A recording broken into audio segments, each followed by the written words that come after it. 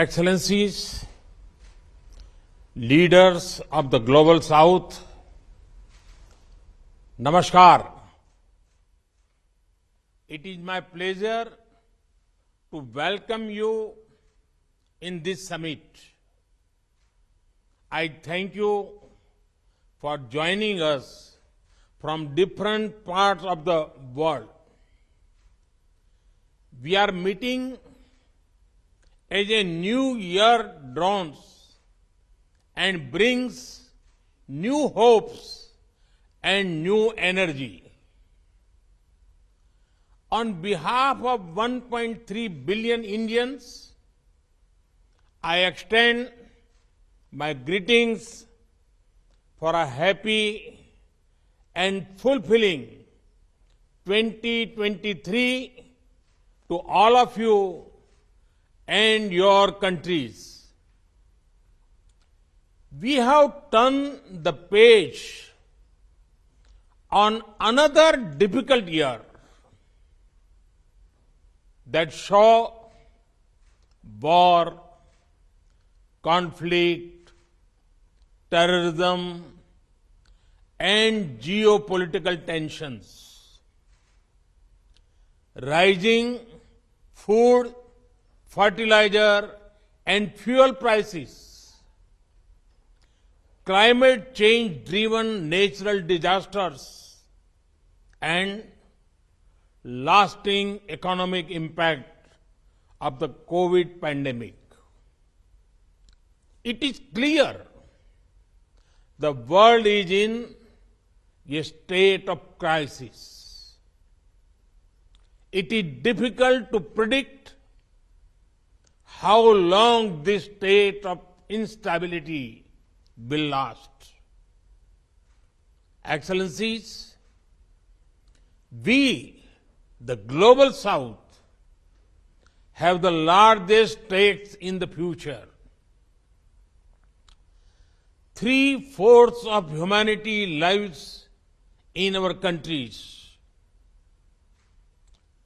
We should also have equivalent voice. Hence, as the 8-decade-old model of global governance slowly changes, we should try to shape the emerging order. Excellencies, most of the global challenges have not been created by the Global South, but they affect us more. We have seen this in the impact of COVID pandemic, climate change, terrorism, and even the Ukraine conflict. The search for solutions also does not factor in our role or our voice. Excellencies, India has always shared its development experience with our brothers of the Global South. Our development partnerships cover all geographies and diverse sectors. We supplied medicines and vaccines to over 100 countries during the pandemic. India has always stood for a greater role for developing countries in determining our common future. Excellencies, as India begins its G20 presidency this year, it is natural that our aim is to amplify the voice of the Global South. For our G20 presidency, we have picked the theme of One Earth, One Family, One Future. This is in line with our civilizational ethos. We believe the path to realize oneness is through human-centric development. People of Global South should no longer be excluded from the fruits of development. Together, we must attempt to redesign global political and financial governance. This can remove inequalities, enlarge opportunities, support growth, and spread progress and prosperity.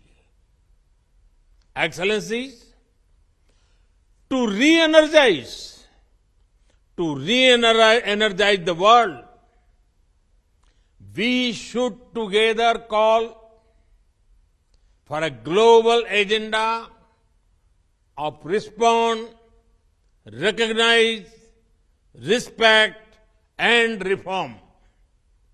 Respond to the priorities of the Global South by framing an inclusive and balanced international agenda. Recognize that the principle of common but differentiated responsibilities applies to all global challenges. Respect sovereignty of all nations, rule of law, and peaceful resolution of differences and disputes. And reform international institutions, including the United Nations, to make them more relevant. Excellencies, despite the challenges the developing world faces, I remain optimistic that for time is coming, and our time is coming. The need of the hour is to identify simple, scalable, and sustainable solutions that can transform our societies and economies. With such an approach, we shall overcome the difficult challenges, whether it is poverty, universal health care, or building human capacities. In the last century, we supported each other in our fight against foreign rule.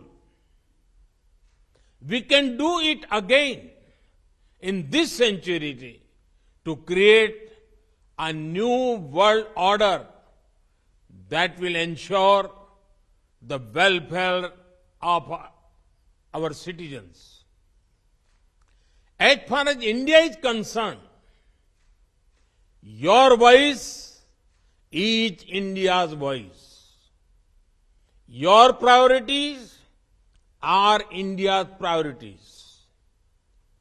Over the next 2 days, this Voice of Global South Summit will have discussions on 8 priority areas.